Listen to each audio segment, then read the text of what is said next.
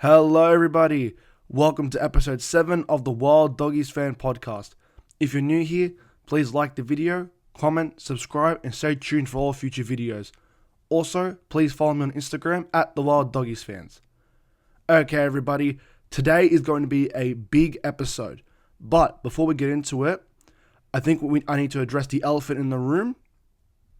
Unfortunately, last week there was no episode. Last week was meant to be episode 7. Unfortunately, I come down with a bit of a flu. Wasn't feeling too well. Was a bit sick, and my voice sounded absolutely terrible. And I didn't want to do that to you guys. I didn't want to make you guys listen to me talk in a horrible voice for an hour. So, unfortunately, last week's episode just did not happen. And unfortunately, yeah, it's one less week of content. But it's fine. Nonetheless, we move forward. Thank you, everybody, for understanding. And we're going to get straight into this episode because there is a lot to talk about. There's a lot I want to cover, and I'm looking forward to this episode. So, as always, before we begin, we always look back at round 26. So, for the first game on the Thursday night, Cowboys versus Melbourne up at Queensland Country Bank Stadium in Townsville. Cowboys win 38-30. Look, okay. This game, I kind of had low expectations. I had a feeling, on paper, you would have thought Cowboys were going to win this thing 13 plus. They've got their full star roster. Melbourne pretty much rested their entire starting 13. You would assume Cowboys get the win here by a huge margin. That, of course, did not come to fruition. And instead, Melbourne nearly won this game. The Melbourne B team nearly beat Cowboys A team. And I think that summarizes Cowboys' year perfectly.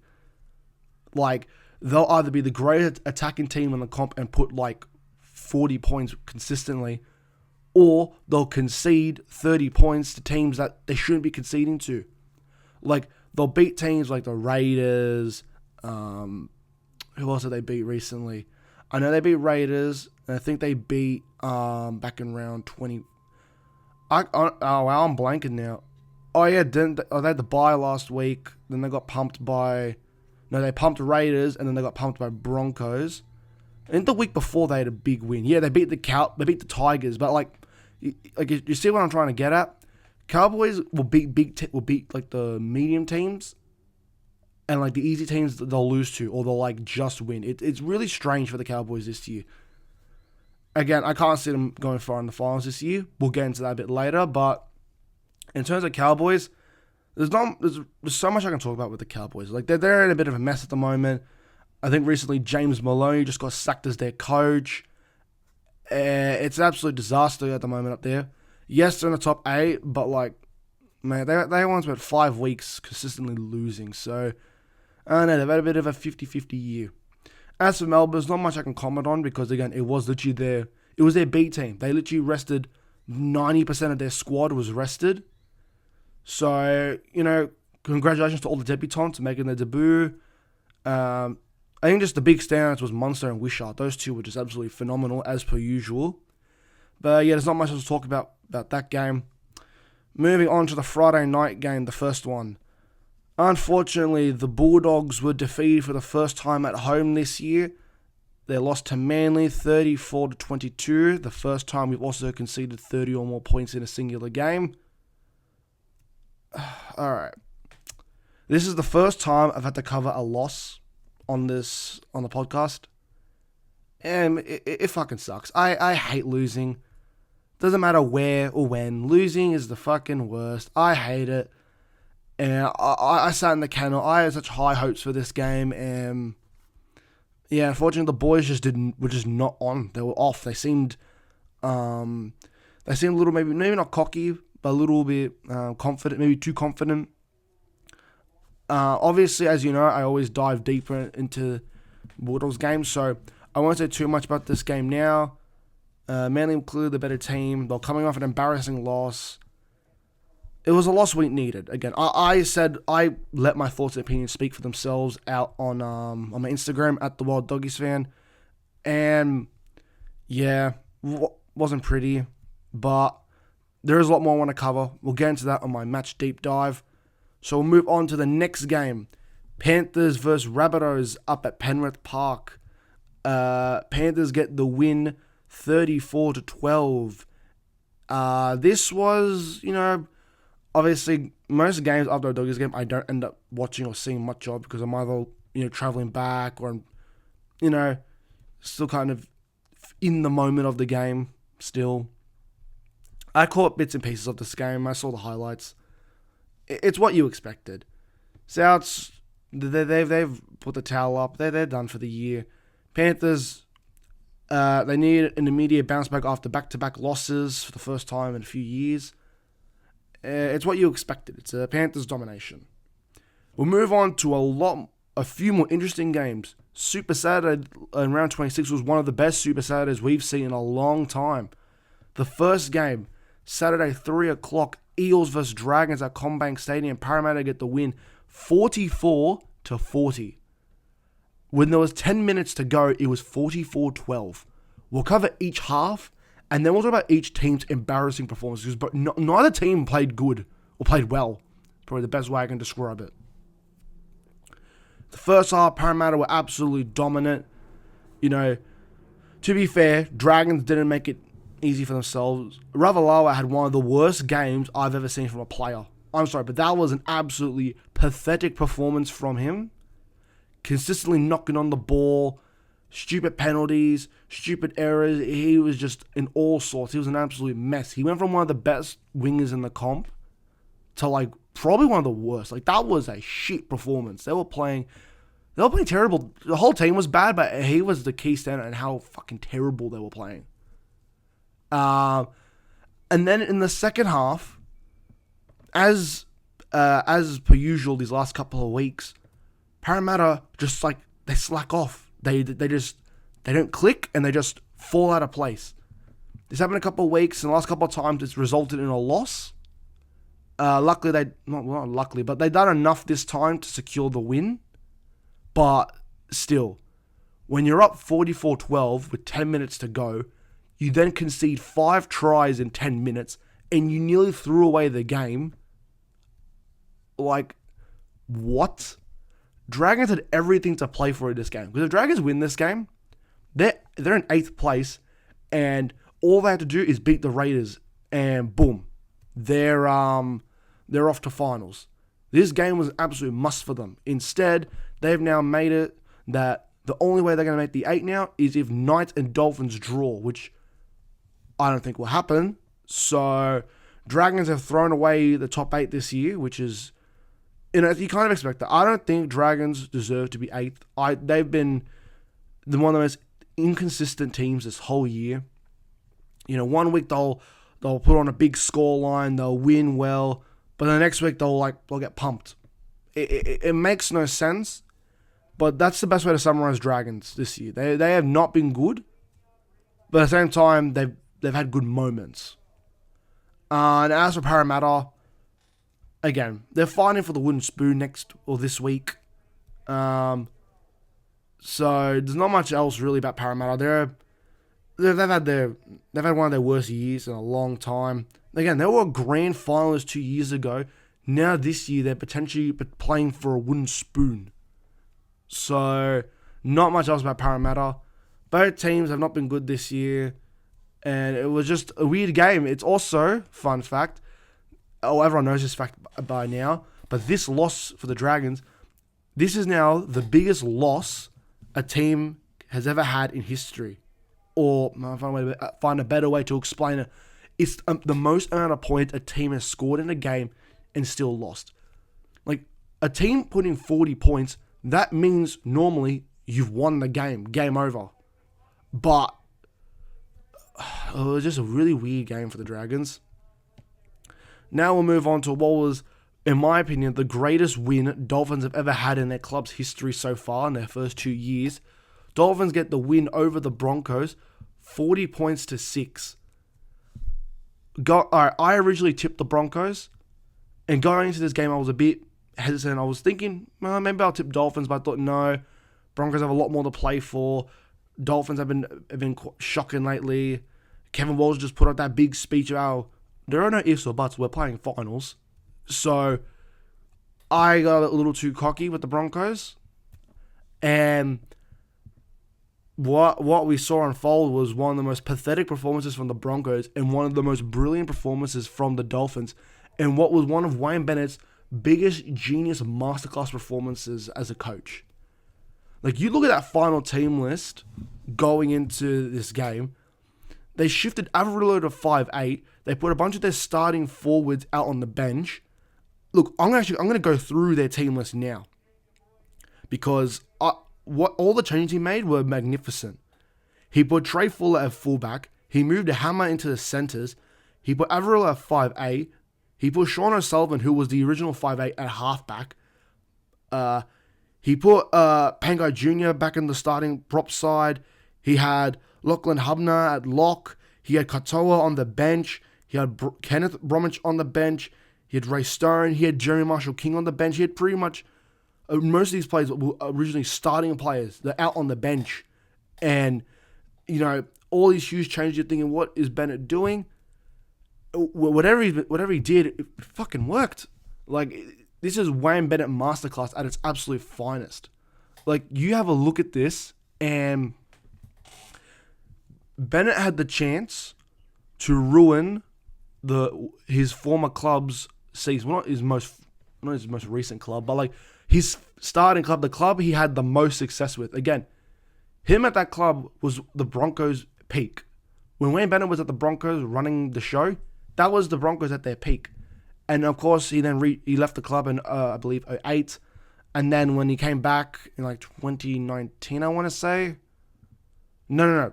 He left, I think, 2019. And it didn't end on good terms. He had the chance to ruin their season and pretty much take them out of the 8. And that's what he did. And it's the first time I've seen that man smile in the coaching box. I've seen him smile a few times at the presses and like once or twice in an interview. But this was the first time up at the coach's box, Wayne Bennett is smiling. And then when the game had like 2 to 1 minutes left to go, he goes onto the field. That is insane. That is someone with so much confidence and just a big fuck you to the Broncos. So I applaud Wayne Bennett and I applaud the Dolphins for getting that done. They really impressed me. Honestly, though, that was a brilliant performance from them. They just did not look like they were going to falter. They were going to fade away like they have recently. And the Broncos, on the other hand, they were terrible. It's been a really pathetic year for them, I've got to say. Like, when Paddy Carrigan scored, again, I remember last year when this man scored his first try. Like, I think it was his first ever try. All the Broncos players, they're jumping all over him. They're celebrating with him. And then this year he scores his third try or his fourth try, and like one player went up to him. I think everybody else was just kind of. It looks like they're just so unhappy to be playing. I've seen it a few times this year. They'll score. They'll start out well, but no one's there celebrating. It's like just the mentality of the team has just been in all sorts of shambles, and a bit of a huge disappointment really for the Broncos. We move on to the final game of Super Saturday. The Sharks and the Warriors at Shark Park. This was Sean Johnson's last ever game ever.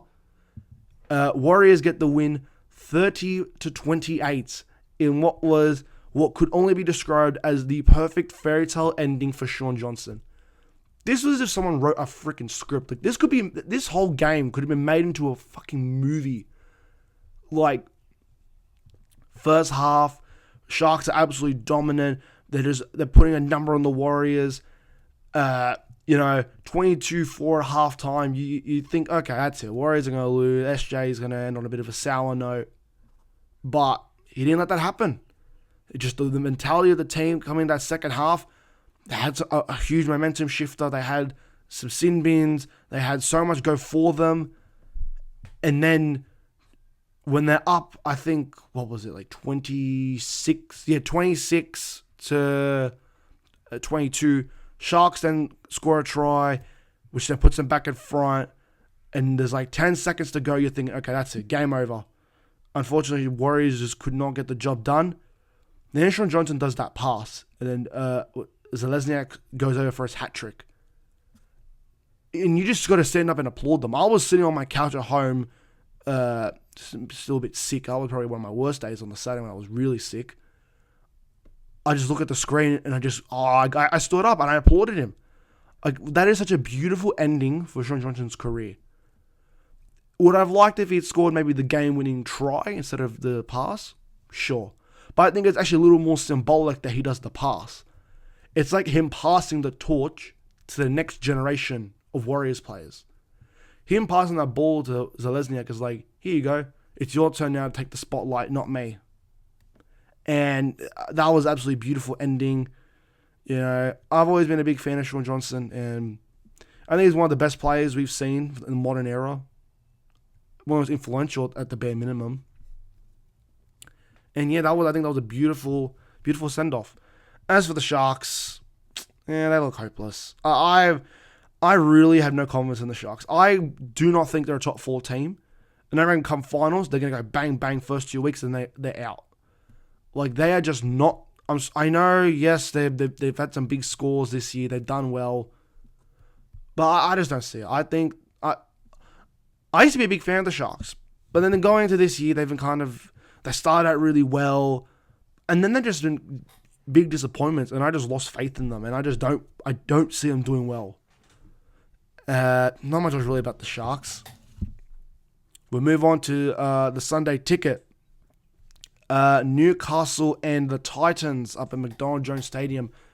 Newcastle get the win 36-14. Yeah. It's kind of what you expect. Like, Newcastle have had a bit of a run. Granted, against like bottom 4 or 5 teams. Like, can't really credit them for that. Like, they're not like they're beating the top teams. I'll get into that a bit later. Ponga had a great game. Sharp has been unbelievable. It was a great game from Newcastle. The Newcastle fan base up at McDonald Jones were just going off. It was great. Titans I jinxed them. To all the Titans fans listening, I apologize. I jinxed them. Because the week I say they're a chance of making the 8, they haven't won a game since. They had that big win over the Broncos, and they just haven't won a game since. It's like something I said, like, it just mentally fucked with them, and they're done. They're just, boots are up. They're just looking at Mad Monday, trips to Bali, and they're looking forward to 2025 instead. Just a big disappointment from them. The only player from that squad who can walk away with his head high is probably Jojo Fafita. That's really it for that game. Now move on to what was one of the most impactful games around in terms of like what's going to happen moving forward for finals. Roosters versus Raiders up at Allianz Stadium. Raiders get the win, 14 points to 12, in what is Raiders' back-to-back wins against 2 teams that are in the top 4. They beat Penrith by 4 and they beat Roosters by 2. Like, where was this all year? I reckon if Raiders played like the way they have been all year, they'd be in the top 8, potentially top 4. I don't know where this has been. I don't know what happened to them after that that Cowboys loss that just really ruined, it changed the trajectory for them. I think it's a bit too late for them. I don't think they'll make the 8, but man, well done, Raiders. And as for the Roosters, I want to cover this a bit later, but oh my gosh. It could not have been any worse for them on Sunday. They lost 3 players. 2 of them are key personnel to the team. And they didn't lose them for minor injuries. They lost them all to major injuries that are they do not only impact them this year, but majority of next year. I'm wishing Sam Walker, Brandon Smith, and Victor Radley, I'm wishing all of them a speedy recovery, man. Because my gosh, those injuries they looked ugly. Like ACLs, MCLs, shoulders, like really nasty stuff. It's a really sad sight to see. In full honesty, it was disheartening. I was fully convinced it was going to be Bulldogs Roosters grand final. Okay, look, no, I'm going to stop myself. We're going to get into that a bit later. You know what's going on with Roosters for Brandon Smith and Sam Walker and Victor Radley. Just ugly injuries. I'll talk about that a bit later. Instead, I want to talk about the actual performance. Once Sam Walker was gone, it just looked like the Roosters, they lost their attacking spark.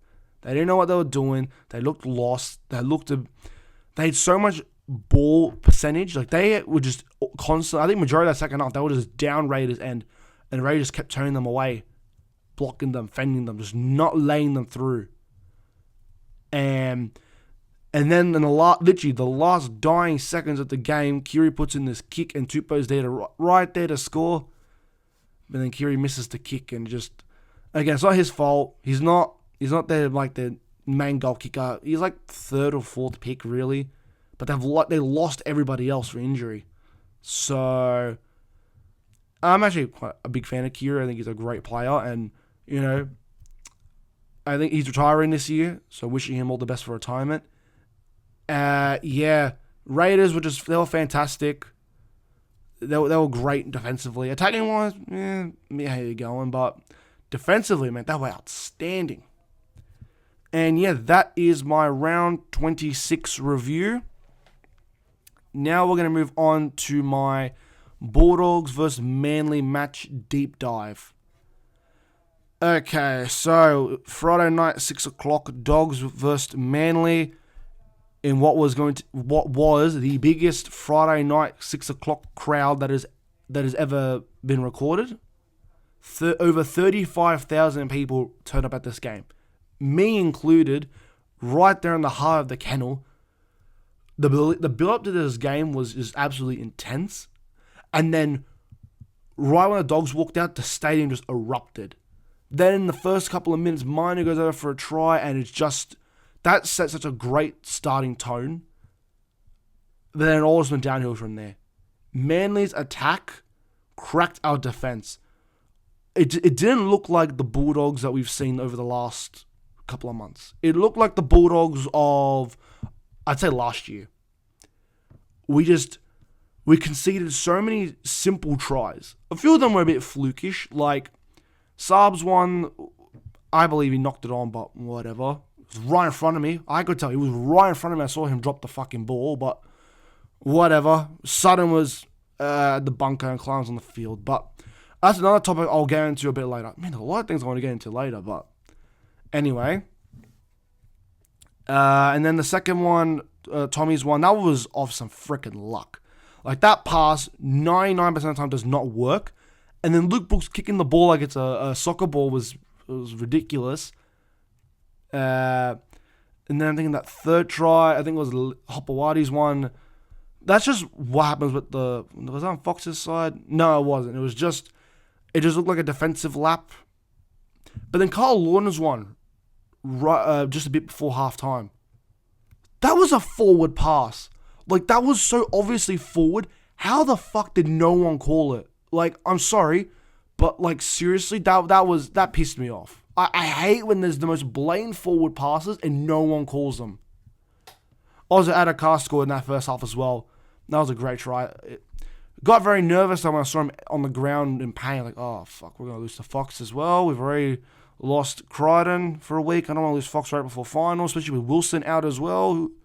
But he's been listed to play this week, so I don't know. Then second half, it started out really bad.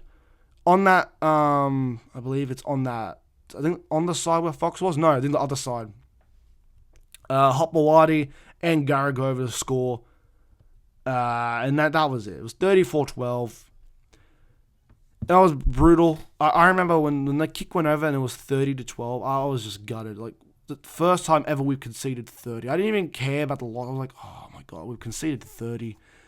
First time ever this year. That hurt. That really hurt. But it was bound to happen eventually. And the fact that it took 26 rounds, I don't really care. But then I loved how at the very end of the game, the last 12 minutes, we scored 2 tries. And it just shows that despite everything that happened with us, we just did not give up. Again, we scored in the literal last minute of the game. We didn't give up. Most teams would have just taken, soft tackles, just get the game over and done with. But no, the boys kept going. They kept playing. They tried to maximize the amount of points as they can. And that's the thing about the Bulldogs this year. Win or lose, they are playing with so much heart and effort. At the very end of the game, me and a lot of other people in the kennel, we got up and we applauded them. I didn't care. You got to let these boys know that we are right there by their side. We are backing this team all the way. And yeah, we're chanting, we're supporting the Dogs. We need them to know that we're supporting, we're backing them. Especially, I think at the very end of the game, when the players were doing like a lap around the field, we were cheering out their names. I think it was Max King. He looked over at us and he just, like, he put his hand in, like, and he showed us that, like, he sees us and he hears us and he acknowledges us. And that's just great for the team's mentality. I also want to point out Tom Travojevic went down with an AC joint injury to his shoulder and a massive cut to his head. Saab had an ankle breaker and his ankles are fucked. They're gone. He's out for like 4 weeks, 2 to 4 weeks. Berto got concussed, so we've lost him now for this Saturday. I didn't even see it. I'm going to be so for real. I didn't even see it. All I saw was him being escorted up the field. And that when he was off, I was like, oh, shit. Nah, that's not good. Anyway, this is the first time I ever talked really critical of the Dogs. We just did not play well. We looked, I don't know if we were tired, if we were cocky, if it was just the travel from New Zealand, Bundaberg, Cogra. Was all the travel just taking a toll on the team? I don't know. And I loved how in the presser, Seraldo handled it with such professionalism.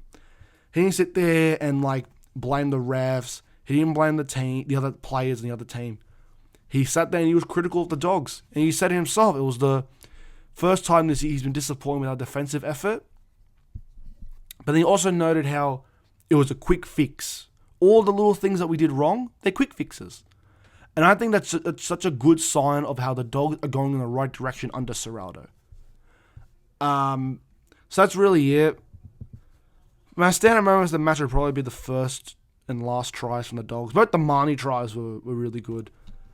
That was probably it really for standout moments of the match. We didn't have too much else. Player of the match though. In a loss like that, there's only 2 players I could really give credit for. Either Fox for his try and 2 try assists, he was pretty good. And probably the only other player I can say who really stood up in this game for me was probably Preston. I've always rated Preston. I think he's one of our best players. I hope we keep him long term. We just never let him go. He's such a great player. And yeah, he always kept trying. He scored a try as well, but he's never stopped running the ball hard.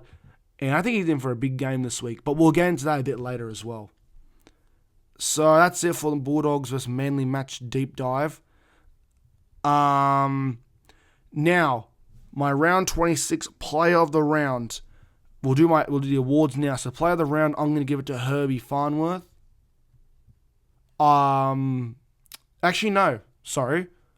I'm going to give my player of the round for the last time ever. I think it's kind of fitting. Sean Johnson. 3 try assists. Kicked, I think he missed 2 conversions. I think he might have missed a bit more, actually. I think he missed 3. But he was he was great. His last ever game, he was right. He mentally, he boosted all the boys.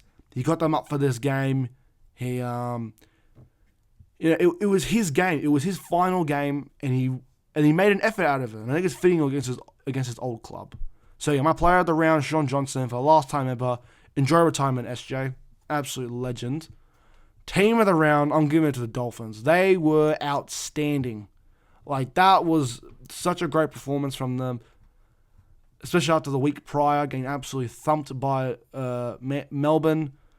So yeah, Dolphins, my team of the round. Game of the round, I'm going to give it to Sharks and Warriors. That was just the ultimate fairy tale game. That game was like a movie. It literally was like those cliche sports movies. Worst game of the round. This is where it gets a bit tough, honestly, because there wasn't really like a bad game this week. Like Cowboys and Storm had some stuff interesting about it. There wasn't anything like too bad. I don't want to give it to Dogs and Manly because like Manly played well. It was a good game, good contest for Manly. Honestly, I can't really say too much. Panthers and Rabbits didn't have anything too bad about it. I don't want to give it to Eels and Dragons because like that was just a fun. It was just a funny game, so it wasn't really the worst. Dolphins and Broncos, no, definitely not. Sharks and Warriors, I gave it the best game. Definitely not going to give it to Roosters and Raiders. So honestly, I'm probably going to give it to just Newcastle and Titans. I don't know, two mediocre teams. I'll probably just give it to them, really, for worst game of the round. There wasn't really any bad games this round, so yeah, that's really it for that. So now let's do our team list, round 27 tips, and anytime try scorers. Also, for this week only, since it's the last round of the regular season, I'm not going to do just one anytime try scorer. I'm going to do two for each game. Some will be two from the same team. Some are one from each team. So let's move on to the first game, which will be kicking off tonight at 7:50 p.m., which is Thursday. Broncos versus Melbourne up at Suncorp Stadium. For the Broncos, they've had Payne Haas is out. A few of the Bronco boys are out. Reece Walsh is in the reserves. They're not much else really changing there. They're shot dead. They're done. For the Melbourne Storm, pretty much everybody who was rested last week is back. The only change is Ryan Papenhuyzen after his injury, like a bruised bone last week. He's been ruled out for this week, and instead Sua Fa'alongo comes back into the side at fullback, which is going to be absolutely nightmare fuel for the Broncos. Other than that, no changes to the 1-17. No surprise here. Melbourne 13+. And my anytime try scorers, I'm going to go Nick Meaney and I'm going to go Sua Fa'alongo. I think he is going to have an absolute blockbuster game. His speed and his run, the way he runs the ball and his this little firecracker that he is, he's going to make absolute light work of this Broncos side that is just no confidence, no nothing. They got nothing left in them. They're done. They're probably all booking their trips for Mad Monday. So those two are my anytime try scorers, and Melbourne win this game comfortably 13+. Now we move on to what will probably be one of the games of the round. West Tigers versus Parramatta Eels, 6 p.m. Campbelltown. This is the Spoon Bowl. The loser of this game is guaranteed to get the spoon. Parramatta win, Tigers get the spoon. Tigers win this game, Parramatta get the spoon. So this is going to be a huge, huge game. So for this game, Heath Mason is back at fullback. Aiden Caesar at halfback. There's not much else really changes here to the side. For the Parramatta Eels, no changes here either. Both sides are fairly the same. Sorry, everyone. I feel a sneeze coming. Okay, good. It's one of those. That's weird. That was one of the ones that you just don't get. Sorry, that was a weird setback. Anyway, this is going to be a really good game. It's going to be a funny game. Like, this is a sold-out Campbelltown. Winning against the Spoon. I'm glad everyone's having a bit of fun with this. For this game, no surprise here. I'm going Tigers 1-12. I think Tigers are more desperate to not win the Spoon than Parramatta. They've put their heads down. Everyone except, I think, probably Gutho. Everybody else doesn't really care. For anytime try scorers, I'm going to go Heath Mason from the Tigers and Micah Sevo from the Parramatta Eels. Because where Micah Sevo is playing, like his side, that is tied with Rabbitohs for the worst defensive side in the comp. Like that edge where Sevo is tied with Rabbitohs for, I think the most points conceded on average. So, yeah. But Tigers 1-12. Now we move on to the Sydney Derby. And what normally would be, what I was potentially going to be game of the round, but other games might say otherwise. The South Sydney Rabbitohs versus the Roosters. This will be at 8 p.m. at a core stadium. I was originally going to go to this game, but a few changes, I'm not going to go anymore. But honestly, I may have dodged the bullet with this one because it's lost some appeal. Jack White ruled out the side for the Rabbitohs. Dean Hawkins comes in a halfback. Cody Walker moved into 5'8". Tyrone Monroe still at winger. For the Roosters, Daniel Tupou has been ruled out alongside Victor Radley, Brandon Smith, Sam Walker, Nat Butcher. So instead, Fataliga Palga, apologies if I butchered his name, will move into the wing. Sandon Smith comes in at halfback. Connor Watson moved in at hooker. Nafatu White at lock. Zach Docker Clay at number 14. We have a new debutant, De La Salle Va. Again, sorry if I butchered his name. Will be on the interchange making his debut. For our reserves, Michael Jennings, and player 18. Also listed on the in the reserves, the player who's received a lot of hype lately. He's played 3 games in the New South Wales Cup. I believe he came from like another sport code or something along those lines.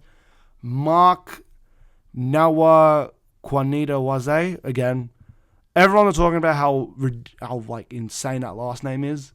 Can't wait to hear the commentators do that. The All Pro just gonna call him Marky Mark or some shit. But he's been named on the reserve, so it'd be kind of interesting if he gets his debut against the Rabbitohs. That'd be kind of funny. Okay. Despite all these injuries, and I know some people are thinking Roosters are done for. Even Rugby League Guru, who I have a lot of respect for, he believes Roosters won't win another game for the year, and I semi-agree with him. Again, I'll cover that a bit more later. I think Roosters will win this game 13+. Rabbitohs have nothing left to play for except pride. Roosters still have the potential of a home final to play for. So Roosters 13+. James Tedesco, Luke Keary each to score a try. Now we move on to a game that I was really 50-50 on. This will be the beginning of Super Saturday at 3 p.m. in Australia Jubilee Stadium. The Dragons versus the Raiders. For the Dragons, no real major changes here to the side. Zach Lomas moved back onto the wing. Moses Sully and Jack Bird in the centres. Matthew Figai on the wing. Michaela Ravalawa has been dropped. Thank goodness for them, for their sake. King Toga is at 5'8". Jacob Little returns back in at hooker. And other than that, no real changes. For the Raiders, K.O. Weeks at fullback. Ethan Strange and Jamal Fogarty in the halves pairing. Joseph Tarpany as captain after Elliot Whitehead has been ruled out for suspension because of a bit of a brain fart move he pulled. Otherwise than that, no changes here. This one was a bit of a toss-up because I can see Dragons win this game. Like after that embarrassing loss, Shane Flanagan had that really interesting presser, and he'll probably fire them up to win this game. But at the same time, the Raiders' defense over the last 2 weeks has been nothing short of outstanding. They've impressed me these last couple of weeks. Made me eat my words of my original opinions on the Raiders. And I don't know, a bit of a toss-up here. I'm going to go Raiders 1-12. Not confident though, but I'll still back them. Zach Lomax and Joseph Tarpany to score. Lomax will just score his tries as per usual.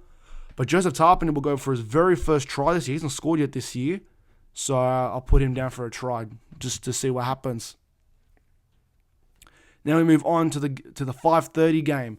Bulldogs versus Cowboys at a core stadium. For the Doggies. Obviously, Crichton returns back into the side after serving a 1-week suspension. Unfortunately, we get one center and we lose a center. Bronson Sherry has been ruled out for this week due to a suspension after a supposed hip drop tackle on Jason Saab, which is what took out his ankles. I think that was a bit harsh, but it is what it is. We lose Bronson Sherry this week. Also, Matt Burden has been ruled out with a head knock. So he has to do the 11-day mandatory stand down. And in his place, we get the return of the clutch man himself, Drew Hutchison. Definitely one of my favorite players. He's back into the side at 5'8". And not much I was really doing here in terms of players changes. Note though that Blake Taff is our 18th man, and we still have a whole bunch of reserves. Don't be surprised if Josh Adokar gets ruled out. They rest him this week. They bring in like Taff, or they move Tracy to wing maybe. We don't know. Or they'll play Fox. We'll see. But he did not look right last week, so that'll be a bit interesting. Also, since Sherry has been ruled out, Kiraz will just remain in his center spot instead, and Gerald Skelton moves out to the wing. So that means the pairing on the field, that means Crichton will be feeding the ball to Skelton, and Kiraz will be feeding the ball to Adokar. I want to note that the OG left edge for the Bulldogs this year has been completely shot dead for this week. Like, that left edge consisted of Burden to Kickow to Sherry to Fox. Like, that left edge was fucking lethal these last couple of weeks. However, with no Birdo, Drew Hutchinson's on that side now, which means he's feeding the ball to them. And that's sarcastic because he doesn't feed the ball to players. He does those dummy and runs because, you know, he's prime Andrew Johns, Sean Johnson, and Jonathan Thurston combined. He does his dummy and runs. So don't expect Kiraz and Fox and Kiko to get fed the ball that much. I'd be very surprised if any of them really score. I can see the Bulldogs mainly targeting the right. I'll get into that in a bit. Let's first let's look at the Cowboys lineup. No changes to the 1-17. The only notable change is Thomas McKaylee is on the interchange. Other than that, no changes. Back to the Doggies. Don't be surprised if the Dogs target Nanai. Because last week, he defensive last week was fucking terrible. He was atrocious defensively. Same as Scott Drinkwell. So don't be surprised if they target those boys and lock them down, but also like target them. And don't forget, Val Holmes, another great player this year who's had his really bad defensive moments, is pairing up against Crichton. So don't be surprised if Sexton, Preston, Crichton, and Skelton don't just have an absolute field day and they'll just start scoring tries for fun. In saying that, I'm going to back the Doggies here 1-12. I can't say 13 plus. I never want to say 13 plus just in case. Because last time I said 13 plus, we only just won. So if I say 1-12 and we do win 13 plus, I feel better. So we'll just say Doggies 1-12. For anything on try scorers, I'm picking two players from that right edge. I was going to pick Skelton originally, but again, he at times has had some really bad errors, and I was surprised if Crichton might try and feed him the ball like over like a tap pass and he'll just drop it. So I'm actually going to go Crichton and Preston each to score. Moving on to the late game. Can't believe this is the late game. Panthers versus Titans up at Penrith. For the Panthers, no changes to the side. Titans, no changes here. Again, I'm not really covering too much about them because this game is absolute dead rubber. Panthers 30 plus. Brian Ta'or, Jerome Luai each to score. Moving on to the Sunday ticket, one of the best Sunday ticket lineups we've seen in a long time. Manly vs Sharks, 2 p.m. at Brookie. For the Manly Sea Eagles, both Jason Saab and Tom Trbojevic have been ruled out. Wishing them both recovery. They'll probably both be back for finals. Tolu Takola comes back into the side at fullback, and he'll take Tom Trbojevic's place at fullback. And out on the wing, Clayton Falo, I don't know if it's his debut or not. He will be the opposite winger or the replacement winger. For the Sharkies, no changes to the 1-17. Jesse Ranian comes back into the side alongside with Ronaldo Mulatalo. Nico Hind is back at halfback. Other than that, really no changes here to the side. I'm going to go Manly 1-12. I think they're going to want to continue this hot form, especially their potential last home game at Brookie. I'm going to go Kola and Hopewade each to score a try. Now we move on to the final game of round 27 and the last game of the NRL regular season. We have the Knights versus the Dolphins up at McDonald Jones Stadium, 4:05 p.m. in what is a battle for top 8. Winner of this game gets a top 8 spot and could potentially be versing the Doggies or the Cowboys week 1 of the finals. For the Newcastle Knights, no changes to the 1-17. Again, no real major changes here. that I'm aware of. For the Dolphins, Jesse Bromwich, Cody Nikarima, Kurt Donahue, Tessinu are all back in the side. Trey Fuller's at fullback. Hammer is in the centers again. Averillo is at 5'8". Sean O'Sullivan is the halfback. Jesse Bromwich is back at captain at prop. Max Pata still at hooker. TPJ is at prop. Jerry Marshall King at jersey 14. Mark Nichols on the bench alongside Cody Nikarima. This game was another toss-up. Just like the Dragons game, this is a bit of a toss-up. I wasn't too sure who to pick. However, I think Bennett's stat of his second year with the club, normally they play finals. I'm backing Dolphins here 1-12. And I'm going to go Herbie Farnworth and Fletcher Sharp each to score a try. Bit more about this game as well. If Bennett does win this game, or if the Dolphins win this game, that's back-to-back weeks. Wayne Bennett has ended the seasons for clubs he departed on bad terms with. So that'll be interesting. And that's why I'm backing the Dolphins to win this 1-12. So that is my wrap to team lists, round 27 tips, my anytime try scorers. We'll quickly do our Supercoach discussion, and then we'll move on to all the different topics I want to cover for this week. There is a lot to cover, which I'm looking so forward to talking about. For Supercoach, unfortunately, I lost my head-to-head final.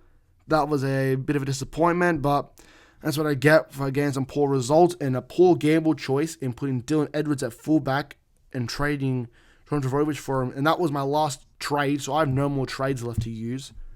So pretty much my squad will remain the same with no trades. There's no one really, can't get rid of anyone. There are a few positional changes.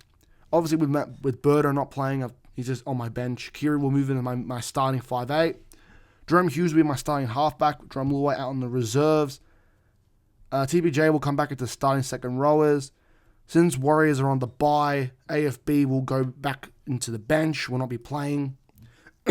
Sorry about that. So again, sorry. Still BAE going. Mariota will just take his place. Random front rower. Not much else really here. Unfortunately, with no trades left, there's not much else I can do positional wise. Did a few switch arounds with my centers and wingers. Not much else really there to it. Not much for Supercoach this week. We're going to cover a few either news topics or just certain things that happened throughout round 26. Because there will be a point where I might crash out. Before I get into that, I want to cover a rather serious topic. One that was, it's a bit of an emotional one, in my opinion. That is Tyrone Munro's absolute bravery over the weekend.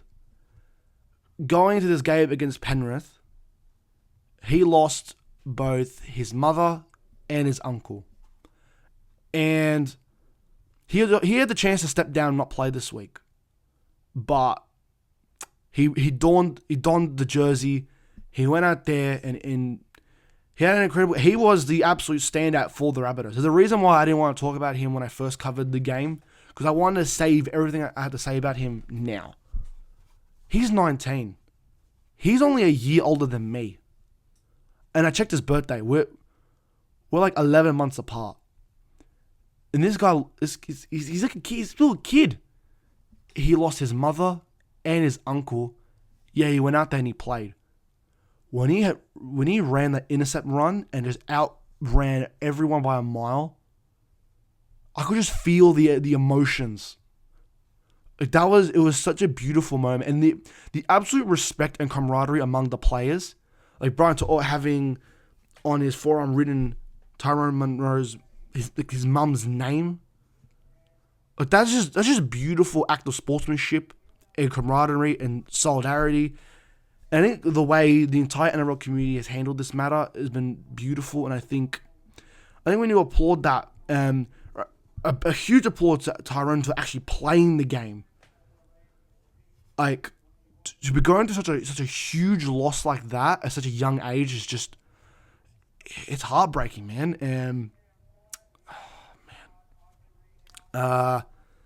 Absolute respect for him. He's got a great future ahead of him. And with Wayne Bennett coaching him next year, I think he's going to be an absolute superstar. Yeah. Just wanted to really cover that and acknowledge the absolute bravery for Monroe to be playing this game despite the huge losses he went through. And I see nothing but greatness in him in the future. So now we move on. My God, I can feel this freaking sneeze coming, but it's not happening.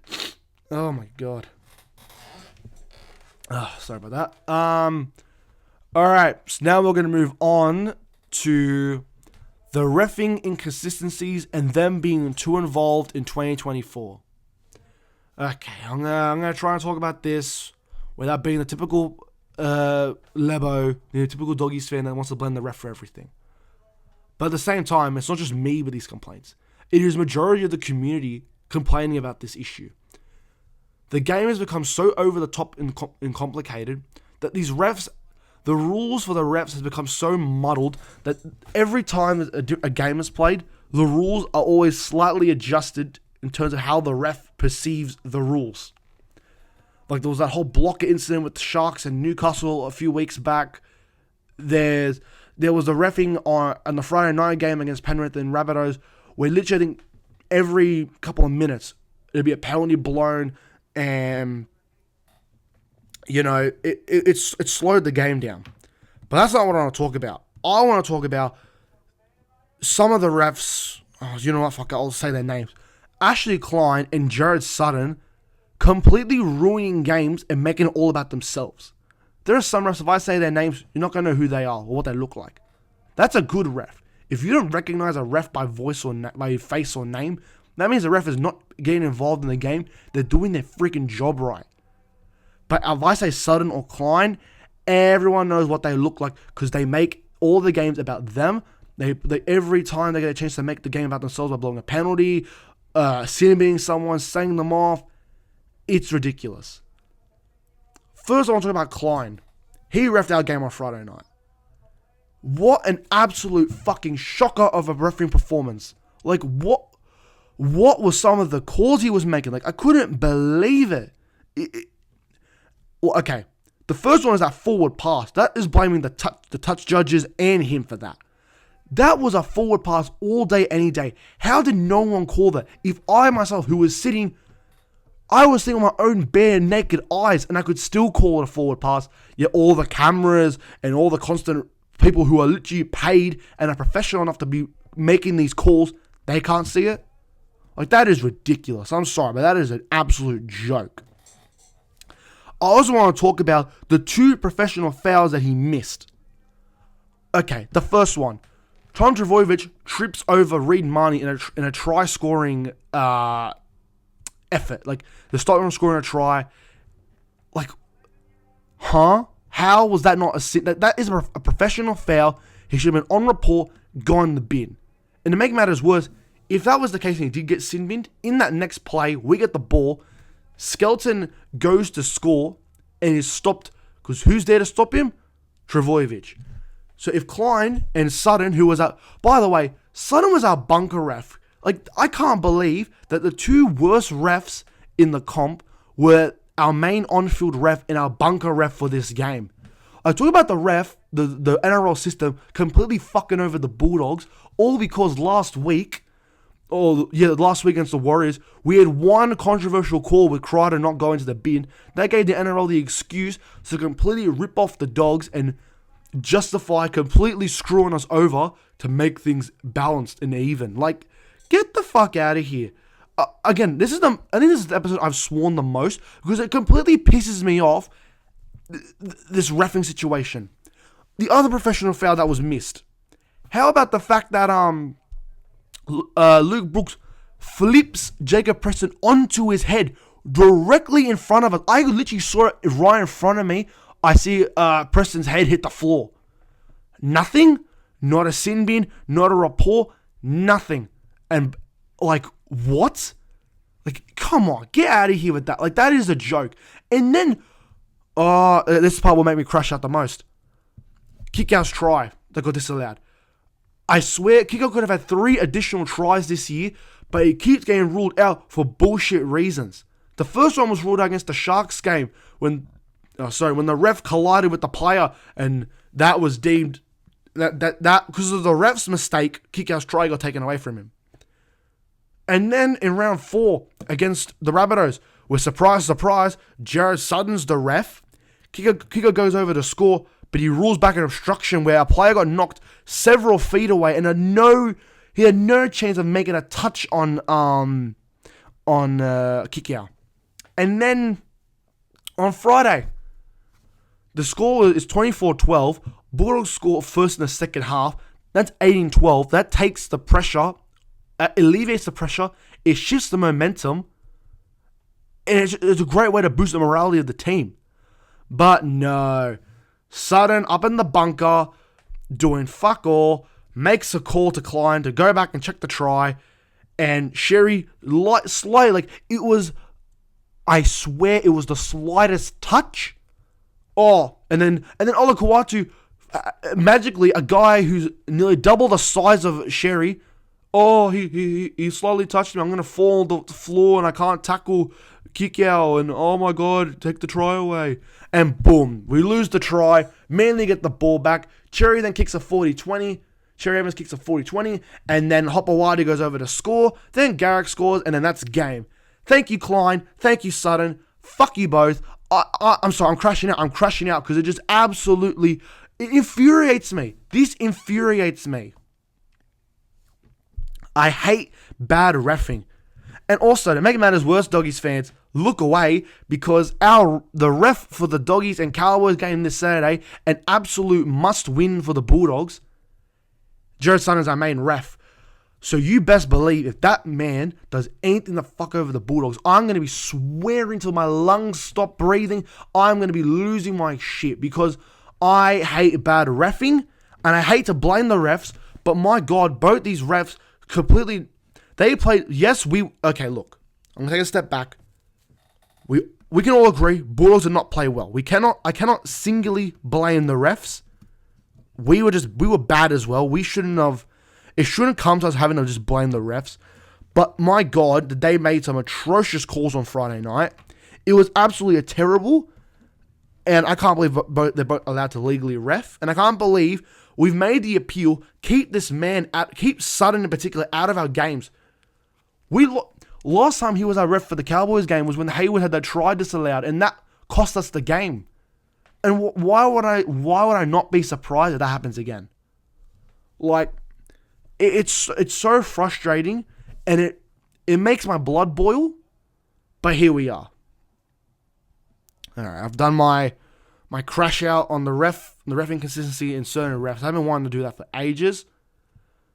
Oh, this video will probably get good thing I don't get monetization on these videos just yet because that will get me nowhere. All right, we're gonna cover some funny and interesting press conference moments from this year.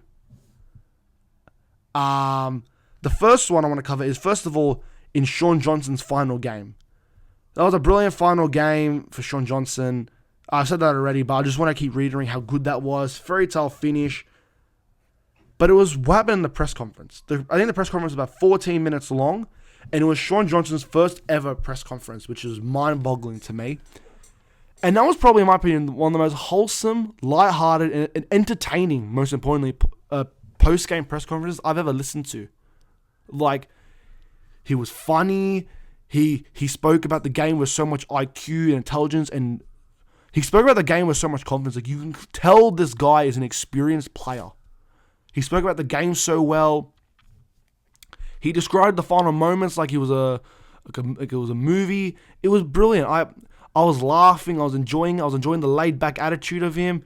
I thought that was brilliant. And the way Andrew Russell just let him have his moment, I thought that was beautiful. That was a real act of friendship and sportsmanship, and also great coaching to player connection.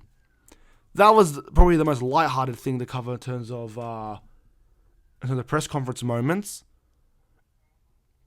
Now into some this one was also a bit funny. Kevin Walters one. his team just got absolutely embarrassed in front of everyone. They've been laughed after. The week before, he said with so much confidence, no, we're playing finals. To then dish up that absolute shithouse of a performance. And then when one of the journalists starts questioning him, and then Kevin makes these like really weird claims like, this is a one-off thing, we haven't been that bad. But then the journal goes, what about the Bulldogs game? And then Walter just buckles and goes, oh, what do you think? You seem to know everything. Like, he starts getting all angry and agitated. Like what? That was funny. Like, that cracked me up. It's so funny how you can tell this guy was rattled and he's shaken up and he doesn't know what to say. So he turns into like a man child and starts going, what do you think? Like, that was funny. Next one was Shane Flanagan's one.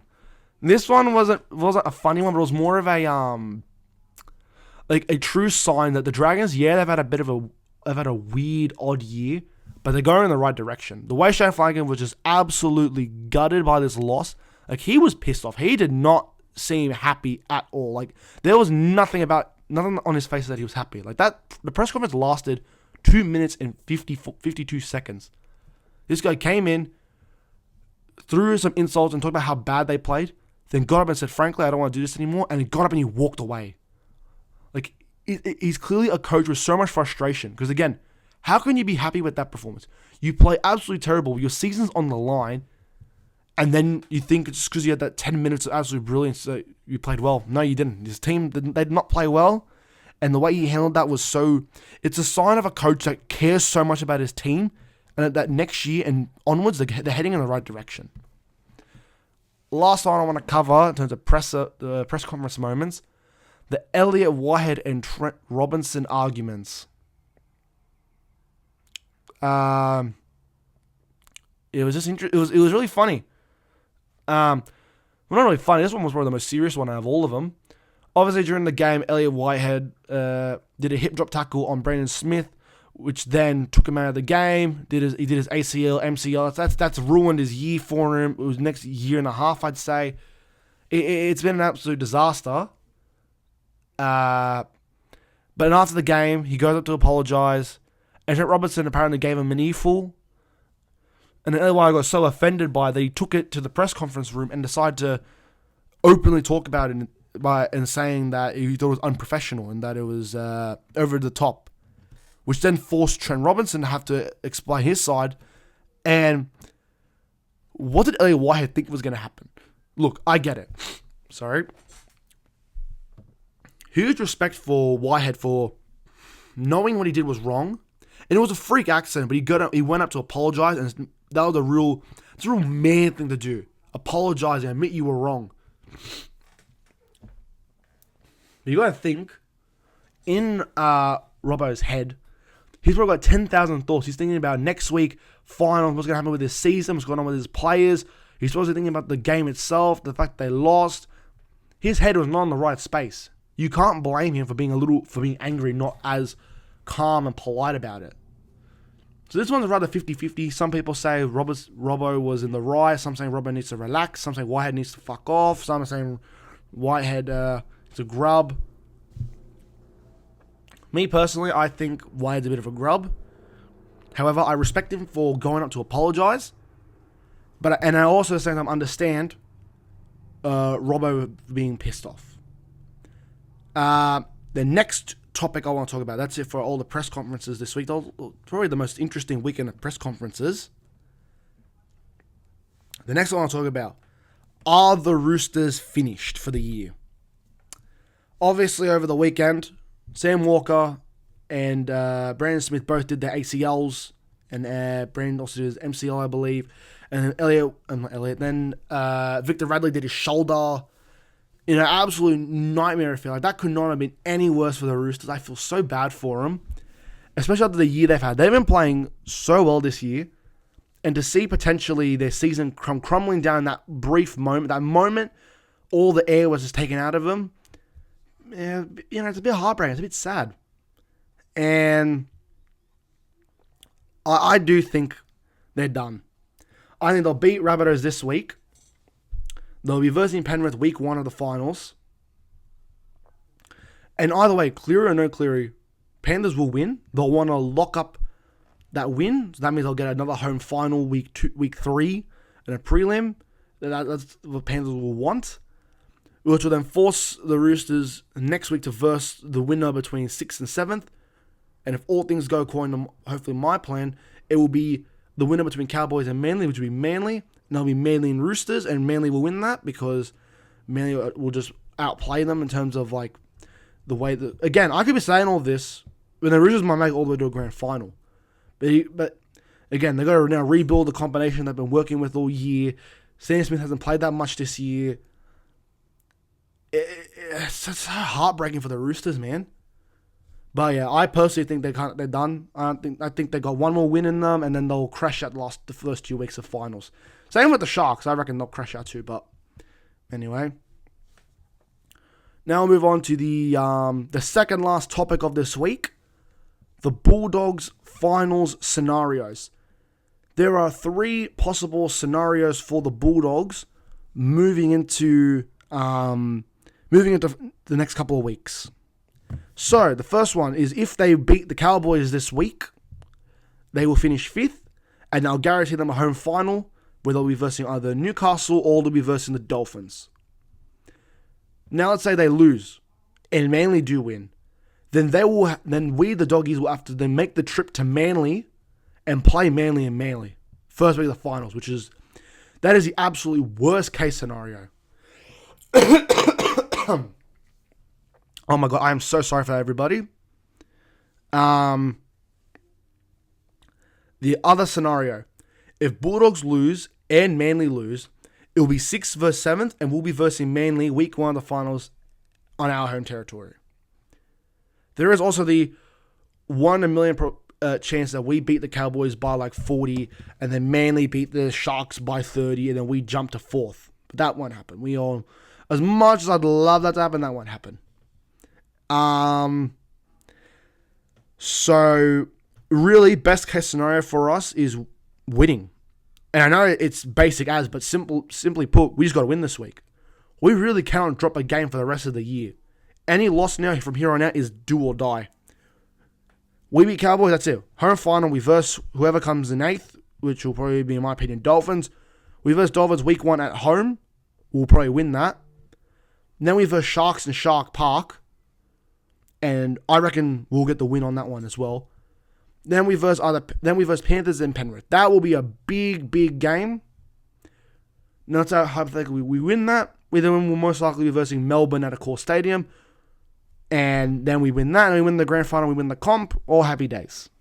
Obviously, I'm getting way ahead of myself, but I do think we'll win the comp still, regardless of this loss. That's another thing I forgot to mention. My opinion on this loss is that it was a loss needed. Like, we went 5 weeks of consistently winning, and then we lost 1 game. Last year, we'd go 5 weeks losing, and then we'd win 1 week, and then we'd all be happy. So to all the bandwagoners that left the game 30 minutes before the game finished, that's just disappointing. Have some respect for yourselves, man. You can't call yourself a true Doggies fan, but then you want to leave the game with 30 minutes to go. If you leave the game with like 10 minutes to go, fair enough. But half an hour? We could have still come back from that game and still won it. You just don't know. But anyway, look, I still think we'll win the comp. I think, obviously, and I still think, it's been an absolutely brilliant year. This one loss will not deter me from us being an outstanding team this year. Yeah.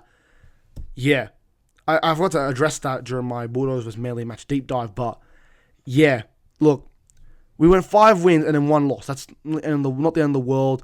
Plus, I'd rather we lose this game now than we lose the game in the finals and then we go home and then that's it. Season's over. So, yeah, I'm not too disappointed with the loss. Obviously, losing fucking sucks. I hate losing. But at the end of the day, it is what it is. It needed to happen.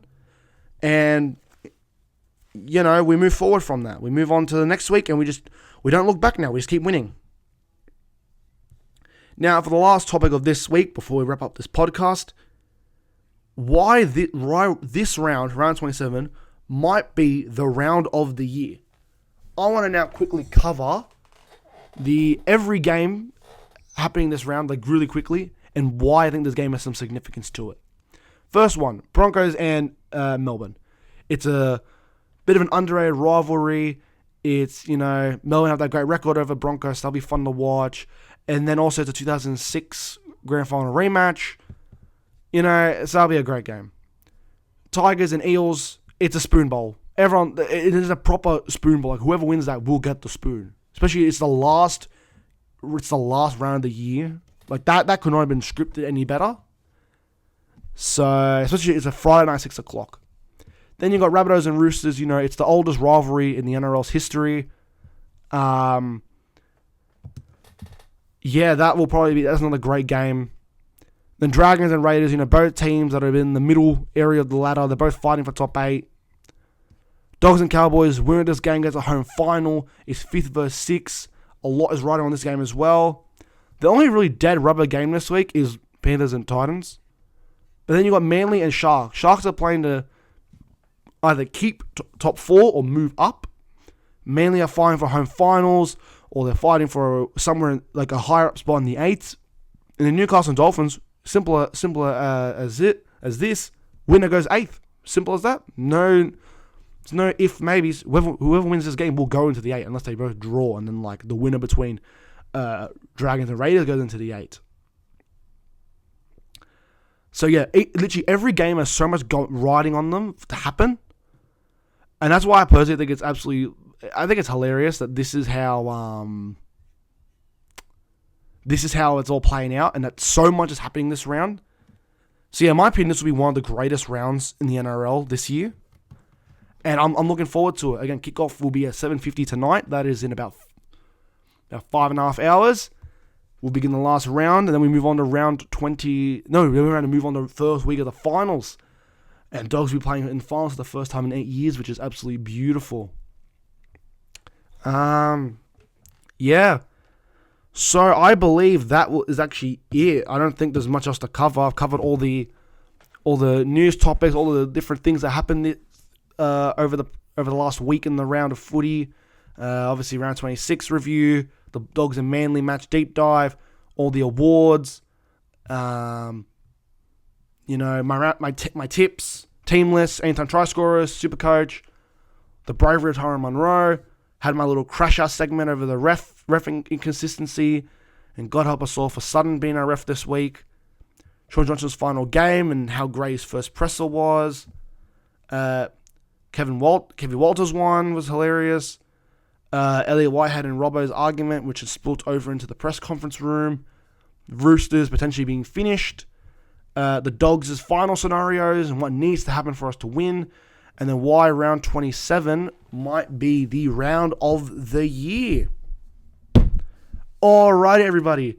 Thank you for listening to episode 7 of the Wild Doggies Fan podcast. If you're new here, please like the video, comment down below, subscribe, and stay tuned for all future videos. Also, please follow me on Instagram at the Wild Doggies Fans. I post a lot of content on there. I post Bulldogs results, teamless news, injuries, certain topics, stuff of the team, my thoughts and opinions on games, like fresh opinions right after games. So, there's a lot there I talk about. Today was a humongous episode, probably one of my most ambitious and biggest episodes yet. But this is me making up to you guys for not posting a episode last week. Unfortunately, I was quite sick. I couldn't do it. But I'm glad I'm a lot better now, thank God. And I was glad to make such a big episode today. Thank you all for listening. I hope you all enjoyed the video. Up the Doggies. Let's get the win. It was back the boys all the way, man. We're pushing for a home final. And if we seriously go to a home final, that would be huge. I'll obviously be going to the Doggies and Cowboys game this week. I'll be in the kennel. I'll be getting there as early as possible to maximize good seats. Can't wait for this game. It's going to be huge. God help us all with Jared Sutton as the ref, though. That will make things a little controversial. There's a lot looking forward to this week as well with all the different games. Stay tuned for next week's episode. That will be a big episode as well, covering everything that happens in round 27 and any other little news stories, articles, nitpicks, anything I want to talk about. And then we'll be getting our tips and predictions for the finals run for the 2024 NRL season. So with that, that'll be the conclusion of this episode. I'll see you all next week for another episode, for episode 8 of the Wild Doggies Fans podcast.